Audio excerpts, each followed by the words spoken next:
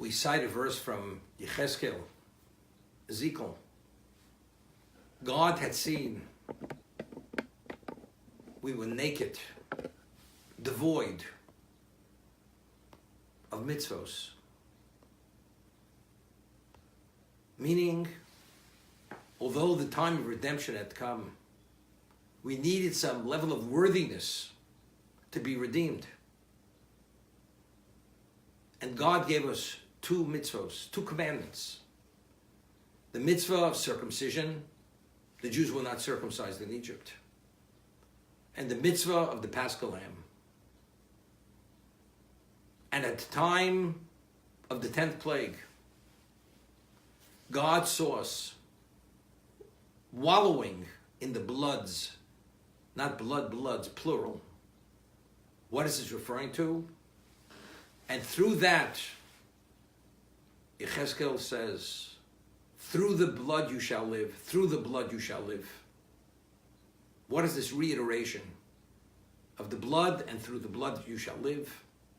So the Talmud tells us one is referring to blood of the circumcision, which is the blood of the covenant, and the other blood is the blood of the Pascal Lamb, which was put on the lintel and on the doorpost.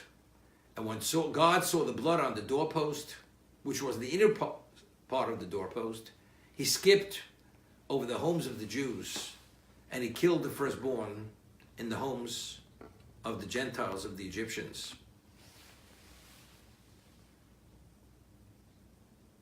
God gave us these two mitzvos. Why did he choose these two? So the Pascal Lamb, as we explained, the lamb, the goat, was the deity of Egypt. The objective of leaving Egypt and being free wasn't just to be free to do as you please. It was free to choose to make the ascent to Sinai to become God's chosen people. So it's understood, unless you terminate your relationship with idolatry, with paganism, there's not even the basis to consider becoming God's people. Therefore, they have to demonstrate that negation, that termination of relationship. This was through the slaughtering of the Pascal Lamb and the eating of its meat. What about circumcision? Circumcision is referred to as the Holy Covenant. God gave this to Avram, our founding patriarch, for his children. His children referring to the Jews. And if one doesn't circumcise himself, the liability is so serious. Also spiritualism. That was the other mitzvah that was given to the Jews in Egypt. Because again, unless the Jew circumcises himself, he doesn't identify with God. That is known as the Holy Covenant. And it's interesting, the circumcision is on the location of the organ of procreation. That means every Jewish child that's born into existence, the semen which fertilizes the ovum passes through and is touched by the covenant of God.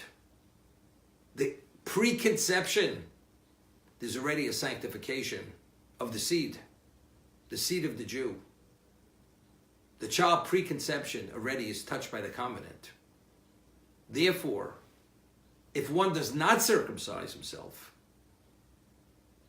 one is subject, although it's a passive state, you have no relevance to the omnipotent one, which is only demonstrated, as we say, the sign which is engraved in our flesh. If we have it, then we're part of the Holy Covenant. If we don't have it, God forbid, then unfortunately, we don't identify with God.